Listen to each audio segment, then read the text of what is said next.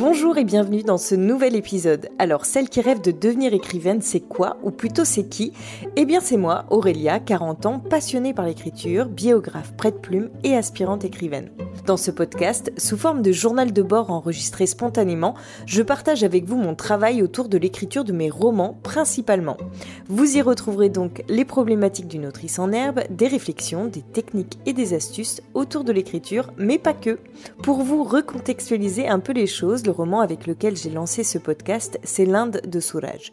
Pour le moment, ce manuscrit est en pause et aujourd'hui, je termine l'écriture d'une comédie dramatique que j'ai commencé à envoyer en maison d'édition et qui s'intitule provisoirement, et c'est le cas pour tous mes projets en cours, Essais comiques sur les hommes de ma vie. Par ailleurs, je commence à travailler sur un nouveau projet nommé Les Jumeaux. Dans cet épisode, je vous parle de pause, de fin, d'épuisement, d'énergie, de place, de rétro-planning, de thématiques, de personnages, de légèreté, de blocage, de développement personnel, de créativité, de concours, de burn-out, de profil artistique et de bien d'autres choses. Bonne écoute à vous! Le samedi 18 janvier 2025. Ça y est, je viens d'envoyer mon manuscrit au concours Les Murmures littéraires. On verra bien ce que ça donne. Si déjà je peux avoir une fiche détaillée de relecture de mon texte, c'est déjà super. Ça me permettra de le retravailler. Et je pense sincèrement à faire une vraie pause dans mon manuscrit. Je me demande même s'il ne faudrait pas que je fasse une pause sur l'écriture elle-même. Retrouver un rapport un peu plus détendu à cette activité. Pour le moment, j'ai pas pris de décision. Pour l'heure, je vais arrêter ma séance ici, je vais aller courir, ça va peut-être m'éclaircir un peu les idées. Je suis contente d'avoir pu faire ça. Alors c'est sûr que j'ai un petit peu, entre guillemets, bâclé mes documents annexes comme le synopsis et la note d'intention. J'ai beaucoup hésité à envoyer une note d'intention. J'ai quand même envoyé cette note d'intention à Amandine pour qu'elle me dise ce qu'elle en pensait avec ces questionnements-là. Est-ce que je ne fais pas de fausses promesses? Est-ce que ça donne envie de lire mon texte? Est-ce que ça éclaire un peu mon propos? Elle me disait que oui, donc j'ai à peine remodifié suite à ce que je lui avais envoyé. J'ai laissé tel quel. Je me suis aussi rendu compte que le synopsis que j'avais déjà préparé pour d'autres envois était trop court par rapport à ce qui était demandé pour le concours. C'est-à-dire que eux, ils attendaient un document qui faisait entre 500 et 1200 mots, il me semble, et moi, il faisait 468 mots au départ. Donc je l'ai un tout petit peu allongé en ajoutant une précision à un moment donné pour rentrer dans les clous. Et ça, je l'ai fait de façon assez bâclée, donc ça se trouve, il y a une erreur qui s'est glissée là-dedans. Voilà, le sort en est jeté de ce point de vue-là. Et je crois qu'il faut vraiment que je lâche ce texte. Je peux continuer un petit peu à l'envoyer à des concours quand ça se présente, mais sinon il faut que je lâche. Évidemment, j'aurais pu écrire cette histoire de tellement de manières différentes. Je pourrais tout chambouler, tout remettre en ordre, tout transformer encore une fois. Mais j'ai plus le courage pour ce texte. J'ai envie de retrouver un nouvel élan créateur avec un nouveau projet beaucoup plus enthousiasmant et moins prise de tête. Là, j'en peux plus, en fait. Tout simplement. Alors après, quand même, j'aimerais ne pas abandonner complètement ce projet dans un tiroir. Donc, il faut que je continue à l'envoyer à des agences, peut-être, dans un premier temps, histoire de pas me griller auprès de toutes les maisons d'édition. De toute façon, pour le coup, là, avec les agents, j'ai vraiment rien à perdre, quoi.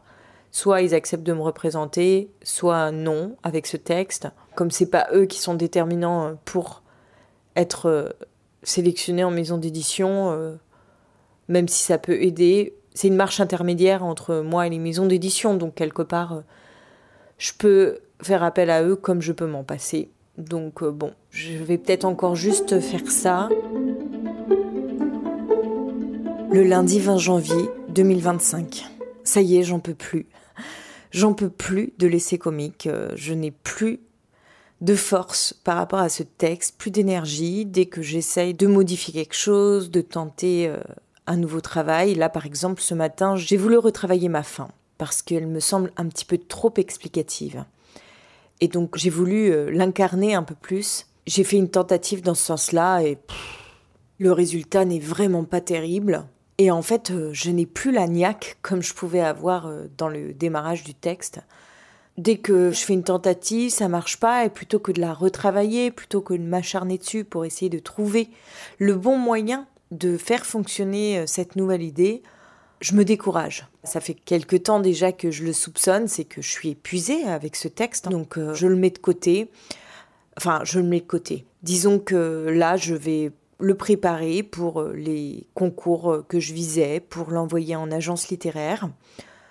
Et puis, je passe au projet suivant, parce que là, je perds mon temps et mon énergie là-dedans, et ça me fait pas du bien. Donc voilà. Comme on dit, next. Pour moi, c'est un petit peu différent qu'avec l'Inde de Suraj. L'Inde de Suraj, vraiment, le texte, quand je l'ai arrêté, que je l'ai mis de côté, il n'était vraiment pas abouti. Tandis que l'essai comique, c'est un début d'aboutissement, on va dire, qui se tient quand même en l'état. Bien sûr, je peux aller plus loin, bien sûr, je peux l'améliorer encore. Bien sûr, j'ai des pistes pour cela, mais c'est juste que moi, toute seule dans mon coin, je me décourage trop vite, là. Et j'ai besoin qu'on me tende la main, on va dire. C'est-à-dire que j'ai besoin d'être dans un cadre comme une maison d'édition ou une agence pour pouvoir retravailler ce texte, pour reprendre un peu d'énergie, parce que là, moi, toute seule, je n'en ai plus.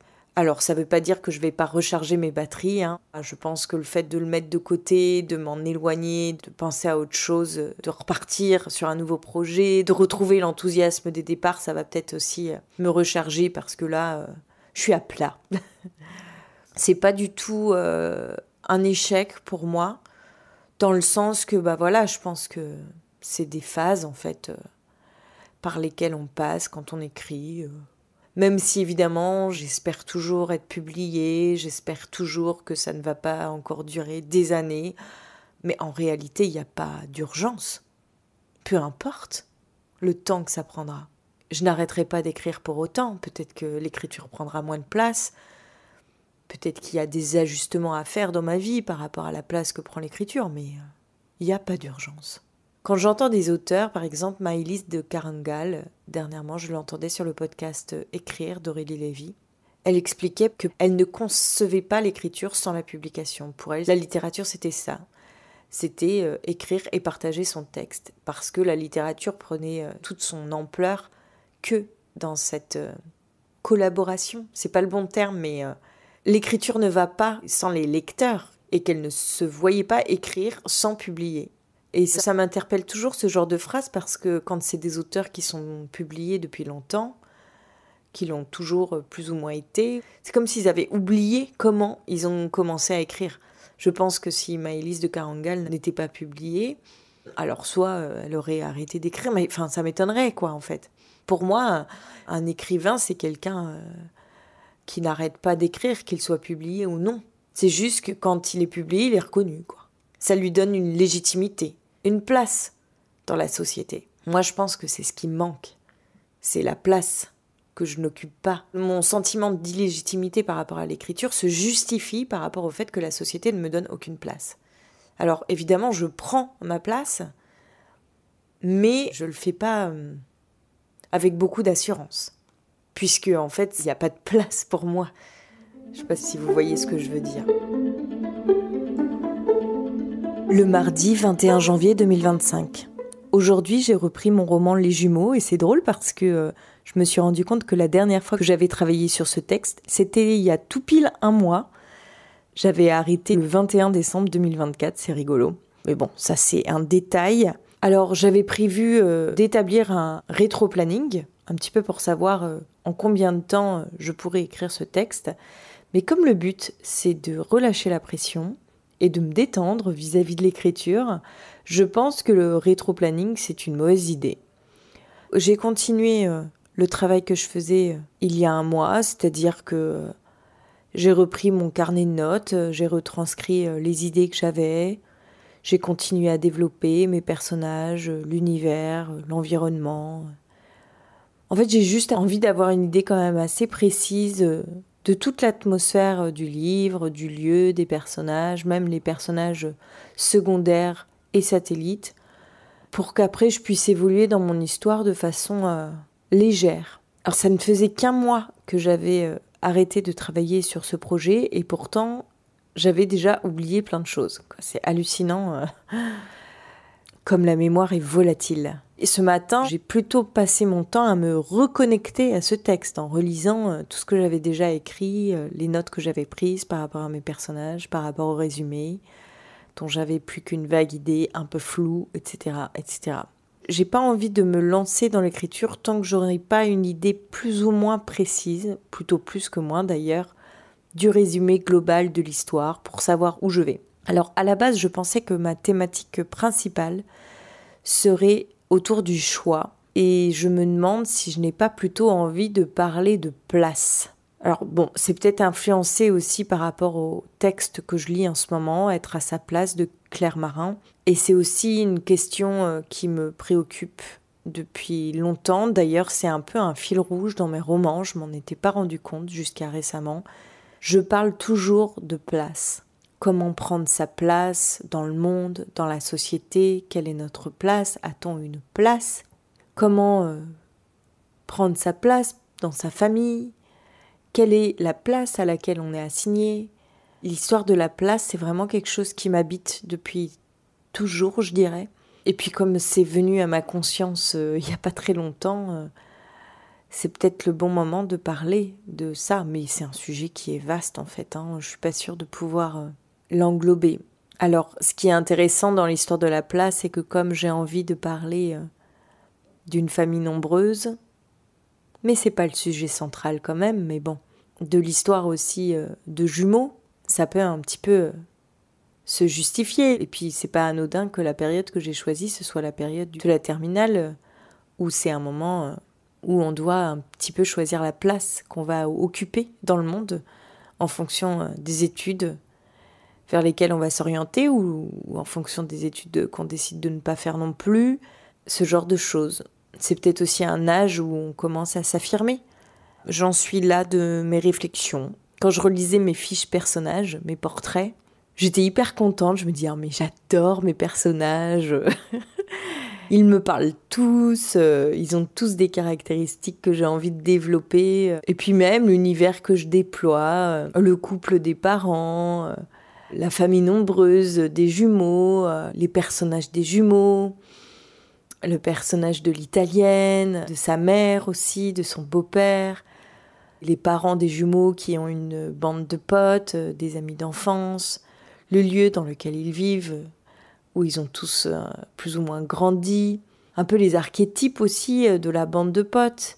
Enfin voilà, j'ai plein d'idées comme ça, de personnages, de lieux, d'ambiance, d'atmosphère, qui pourraient un peu rendre vivants ces personnages et ces lieux, avec aussi comment est la maison des jumeaux.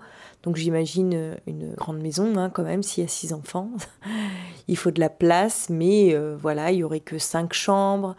Et dans ces cas-là, j'imagine que la plus grande chambre, elle a été aménagée sous les combles, et que c'est un peu la chambre que tout le monde veut, sauf qu'elle a un gros défaut, c'est qu'elle est mal isolée, quoi. Donc il fait un peu froid en hiver et c'est une étuve en été. Et puis il y a la plus petite chambre que tout le monde surnomme le KGB, qui est un peu la chambre dont personne ne veut et dans laquelle est assignée l'aînée quand elle revient dans sa famille pour les vacances d'été. Je m'amuse beaucoup avec cet univers. J'ai également imaginé que le couple des parents, c'était un couple qui s'était connu très jeune, qui avait commencé à sortir ensemble, genre quand ils sont au lycée. C'est un peu le couple que tout le monde prend en modèle. On les imagine pas l'un sans l'autre. Ils font tout ensemble, c'est un peu une espèce d'entité, quoi. D'ailleurs, c'est marrant parce que même là-dedans, je parle d'une histoire de place finalement, parce que comment on prend sa place quand on est dans un couple comme ça, un couple un peu fusionnel, ou un couple de longue date plutôt. C'est plus un couple de longue date qu'un couple fusionnel, parce que la femme, elle est quand même très indépendante. Lui, il aurait plus tendance à être dans la fusion, tandis qu'elle, elle aime garder son indépendance. Et puis j'imagine aussi un couple qui aime beaucoup recevoir, qui aime faire la fête, et que c'est elle qui soit la pro du barbecue. C'est un petit peu pour renverser les stéréotypes de genre. Ça vient de sa jeunesse où elle supportait pas qu'on croie les filles incapables de faire un barbecue, donc elle a toujours tenu à s'occuper du barbecue et c'est resté. Et donc du coup son mari, je sais pas s'ils sont mariés encore, ça j'ai pas décidé. Son mec, en tous les cas, lui, pendant que sa femme s'occupe du barbecue, c'est le pro du cocktail, quoi. Donc, il aime tester de nouvelles recettes, qui sont pas toujours une réussite d'ailleurs, donc on le charrie beaucoup avec ça, on lui dit qu'il a loupé sa vocation, qu'il aurait dû être barman, il lui dit ben non mais je prépare ma retraite, enfin voilà, j'imagine un petit peu les running gags qu'il pourrait y avoir dans leur bande d'amis, dans la famille.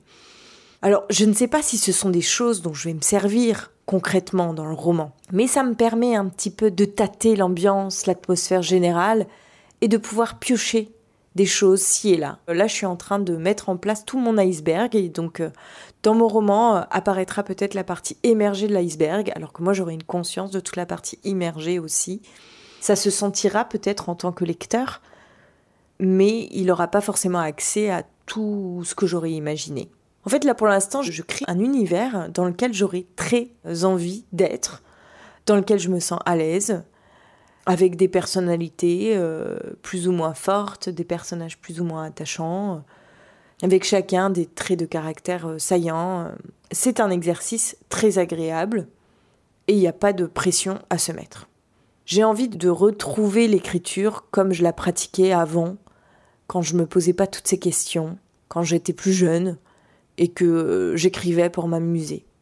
J'écris toujours pour m'amuser aujourd'hui, mais c'est devenu un truc un petit peu sérieux et c'est lourd en fait. Donc j'ai envie de retrouver un petit peu plus de légèreté. Le mercredi 22 janvier 2025. Ce matin, je n'ai pas écrit. J'ai décidé de faire une pause sur l'écriture même. Alors ça ne veut pas dire que je n'écris pas. C'est plutôt sur l'écriture de romans. Je n'ai plus envie de me lancer dans un nouveau projet de roman pour le moment. Je suis dans une autre dynamique en ce moment. Je suis en recherche, on va dire, en quête. Pour ceux qui me suivent sur Instagram, vous avez dû un peu le comprendre. Je me sens un petit peu bloquée et dans ma créativité et dans ma vie de manière générale. Et donc, j'ai décidé de partir marcher dès le retour des beaux jours, en pleine nature. Je me fixe 1 mois de marche pour justement retrouver un petit peu mon identité et laisser ma créativité un peu plus libre. Parce que, ne serait-ce que dans le dernier épisode que je suis en train de monter pour ce vendredi, c'est le 3e de la saison 4, je me rends compte que je dis « il faut » tout le temps. Donc en gros, je m'impose des tas d'injonctions. Pourquoi ? Pour qui ? Dans quel but ? Personne ne m'attend, je n'ai pas de contrat. Je suis totalement libre avec mon écriture et pourtant je me contrains de toutes parts. Je me fixe des horaires, je me fixe des deadlines, je me fixe des objectifs et ça devient de plus en plus un carcan dans lequel je me sens totalement prisonnière. Donc j'ai décidé de faire une pause. Ça fait suite aussi à une conversation que j'ai eue avec ma collègue biographe hier qui m'expliquait qu'elle n'avait pas pu écrire ces derniers mois. Elle prenait plus du tout de temps pour écrire, elle était complètement absorbée par le développement de son activité de biographe et puis par sa vie par ailleurs. Et elle était entière à ce lancement d'activité, ce que moi, par ailleurs, je n'arrivais pas trop à faire parce que je restais sur mon écriture. Et là, elle vient de se remettre à écrire. Elle me dit, mais c'est tellement un bonheur de retrouver l'écriture.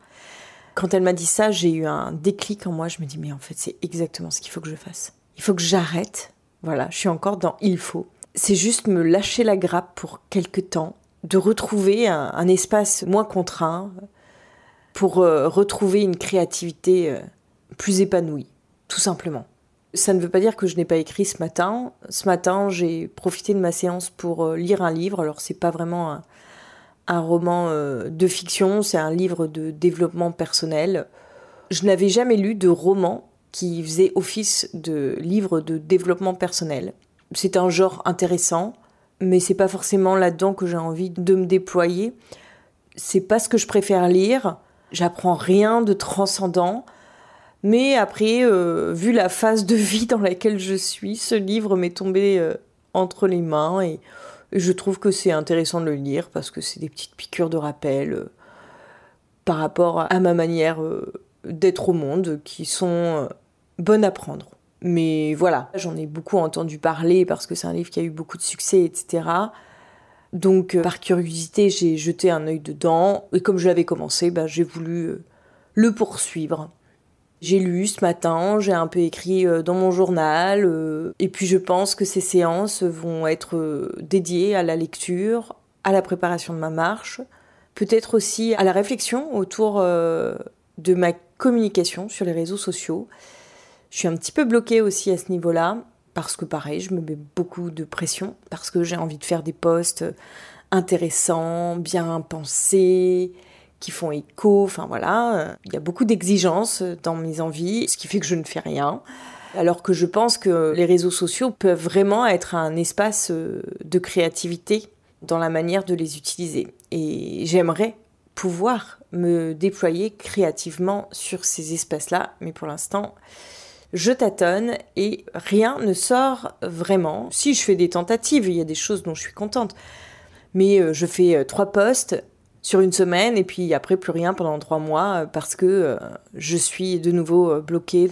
Donc voilà, en fait, toutes les sphères de ma vie sont un petit peu comme ça rouillées, donc à moi de tout repenser, de m'alléger. Ah oui, pour en revenir à la conversation que j'ai eue avec ma collègue biographe hier, ce qui a surtout été un déclic chez moi, c'est quand elle m'a dit qu'elle avait repris son texte et que en un coup d'œil, elle a su ce qui n'allait pas, ce qui était en trop. Le fait d'avoir fait une si longue pause, de ne pas s'y être consacrée du tout, de ne quasiment pas y avoir pensé, elle a retrouvé son texte avec un œil totalement neuf. Et je comprends parfaitement ce sentiment-là. Alors maintenant, il y a cette histoire des 2 concours auxquels je voulais participer. J'ai toujours envie d'y participer, mais je crois que je vais attendre les deadlines pour préparer mon dossier, pour éviter de me replonger dans mon texte et de nouveau tout chambouler. Je vais y participer parce que c'est un peu comme monter sur une marche, en espérant qu'une porte s'ouvre. Mais si c'est pas cette porte qui s'ouvre, eh ben je monterai sur la marche suivante et puis je testerai d'autres portes. Mais là, c'est une opportunité avec ces 2 concours-là. Au stade où en est mon roman, je peux le proposer à ces concours. Ça me demande pas un retravail fondamental, même si évidemment en l'état, à mon avis, ils ont peu de chances d'être retenus. Mais ça, c'est moi qui le dis, avec mon regard d'aujourd'hui. J'ai quand même envie de les déposer là. Voilà, c'est tout. Au cas où. Pour ce qui est des agences, pour le moment, je me renseigne plus du tout sur les agences littéraires. C'est toujours dans un coin de ma tête, mais je le fais pas. Donc bon, à voir. Le lundi 27 janvier 2025.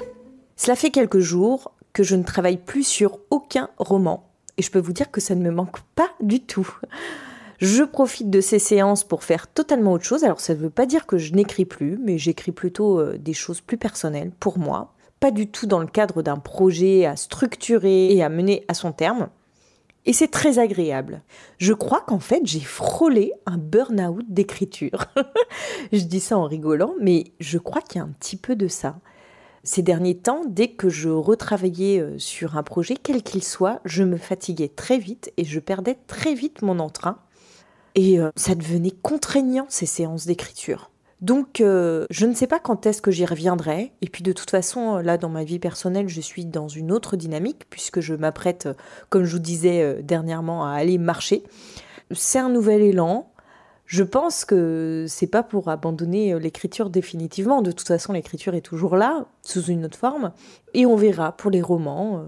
Si j'y reviens, quand j'y reviens, je pense que j'y reviendrai, parce que ça a toujours été là dans ma vie depuis toute petite, ça m'a toujours accompagnée, mais pour le moment, j'ai envie de créer un manque, en fait, pour avoir plaisir à y revenir, et y revenir avec une certaine avidité. En fait, c'est comme si je m'étais gavée d'écriture de romans, et que là, j'avais une indigestion. Donc là, je fais un régime, histoire de retrouver la ligne, et surtout l'envie, tout simplement. Et puis en fait aussi, ce que je remarquais ces derniers temps, c'est que j'étais dans un espèce d'acharnement, crispée sur mes objectifs, et je ne voulais rien lâcher parce que j'étais si près du but avec ce texte. Mais là je me dis, de toute façon, il n'y a rien qui presse, personne ne m'attend, il n'y a pas d'urgence, peut-être que c'est pas le bon moment, on verra plus tard. Je suis même à me demander si je m'envoyais mon texte au concours que je préparais. Bon, je pense que je vais le faire parce que j'ai rien à perdre non plus à l'envoyer. Mon texte, il est ce qu'il est, il est prêt. Mon synopsis aussi, ma notice biographique, pareil. Donc, je vais soumettre tout ça. Et puis advienne que pourra, en fait. J'ai envie de me détacher, en fait, de l'objectif final qui est la publication. J'ai envie de me dire, mais en fait, peu importe, quoi. Moi, ce qui m'amuse, c'est d'écrire des romans. Après, bon, en vous disant ça, je suis pas totalement honnête. Évidemment que j'aimerais bien être publiée. Mais si c'est au prix de perdre le plaisir d'écrire, eh ben non, en fait. Ça ne m'intéresse pas. Voilà la dynamique dans laquelle je suis aujourd'hui et je me sens tellement mieux. Vous pouvez pas imaginer. Je sais pas si ça s'entend dans ma voix, mais moi, en tous les cas, intérieurement, je me sens beaucoup plus légère, beaucoup plus enthousiaste. Enfin, voilà, tout. Je voulais partager un petit peu cette joie revenue avec vous. J'ai réalisé aussi qu'avant d'être écrivaine, je suis plutôt artiste. Enfin, j'ai un profil d'artiste. Depuis toute petite, je suis toujours dans la création, à travers des activités artistiques, mais aussi dans la création de ma vie. Je me renouvelle toujours dans mon quotidien. Je change souvent de lieu d'habitation, de mode d'habitation, de travail. Dans toutes les sphères de mon existence, je crée, on va dire. Et donc, l'écriture est toujours là et peut prendre différentes formes. Je ne suis pas obligée de me restreindre à l'écriture romanesque. Je peux également me relancer dans l'écriture scénaristique. Je suis aussi très tentée par le sketch, ce qui m'amènerait aussi à monter sur scène dans ces cas-là. Mais le théâtre, c'est quelque chose que j'aime beaucoup aussi. J'en ai fait un peu. Il y a plein de formes d'expression que j'aime. La musique aussi. Je me suis mise à faire des cours d'accordéon l'année dernière. Je fais plein de choses artistiques et même dans le cadre de mon travail, j'ai plein de pistes autres que la biographie à développer. Enfin, voilà, je fais toujours de la vidéo, je fais toujours du cadre, je fais toujours du montage. Je peux écrire une histoire, je peux réaliser des entretiens. Enfin, il y a plein de choses que j'aime faire, que je sais faire. Et c'est vrai qu'on a tendance, dans notre société, à se mettre dans une catégorie. Ben voilà, moi je suis chanteur, moi écrivain, moi acteur. Et on passe rarement d'une sphère à l'autre, comme si l'art devait être cloisonné. Alors c'est sûr que quand on spécialise dans un domaine d'activité, on devient pro, mais c'est bien aussi de varier les plaisirs. Et quelque part, depuis presque toujours, on va dire, j'ai toujours eu des projets artistiques en cours. Donc ça a été beaucoup des romans, quand même, des romans, des poèmes, des scénarios. Après, ça a été des films. J'ai réalisé plusieurs courts-métrages dans le cadre de mes études, que j'avais écrits en amont. Ensuite, ça a été aussi des pièces de théâtre dans lesquelles j'ai joué, surtout quand j'étais à l'école. Donc ça, c'était même avant mes études de cinéma. Mais après, j'ai continué le théâtre par ailleurs, dans des troupes amateurs. J'ai également réalisé ce documentaire en Inde. Donc il y a le côté film documentaire qui fait partie de ma palette. Je dessinais aussi beaucoup quand j'étais plus jeune. Alors je le fais plus trop. Je vais pas dire que ça me manque, mais j'aimerais bien retrouver un peu de temps pour le dessin. La bande dessinée, par exemple, c'est quelque chose qui pourrait m'intéresser. Mais en tant qu'autrice, illustratrice, pas juste en tant que scénariste. Il y a tellement de domaines qui m'intéressent. Après mon documentaire en Inde, je me suis mise à écrire ces romans. Et là, ça fait à peu près 10 ans, entre guillemets, que je me suis spécialisée dans l'écriture de romans. Et peut-être que c'est un nouveau cycle qui commence. Mais c'est pas parce qu'il y a une nouvelle activité qui vient sur le devant de la scène que je dois abandonner toutes les autres. Ça peut venir s'ajouter, c'est juste après qu'on est limité quand même un peu par le temps. Donc à quoi est-ce qu'on donne la priorité, à quel moment, etc. quoi. Et donc voilà, aujourd'hui la priorité c'est moins l'écriture de romans. Là la priorité c'est de profiter de la vie, j'allais dire. Oui, c'est un peu ça. Et il y a plein de manières de faire. Déjà avec cette marche qui se prépare, et donc forcément là l'écriture passe un petit peu en second plan. C'est tout pour aujourd'hui. Si vous avez aimé cet épisode, n'hésitez pas à le partager autour de vous et à laisser un commentaire et des étoiles sur les plateformes qui le permettent. Vous pouvez également me le dire et m'envoyer un message via Instagram @AurélieHorner. Et si vous souhaitez plus d'informations sur la biographie, rendez-vous sur mon site internet racontez-vous.com avec un tiret entre le raconter et le vous. Toutes les références sont dans la description de l'épisode. Dans tous les cas, j'espère vous retrouver dès la semaine prochaine, même jour, même lieu, même heure, vendredi à 18h, sur votre plateforme préférée. Un grand merci pour votre écoute, bonne semaine à vous et à bientôt.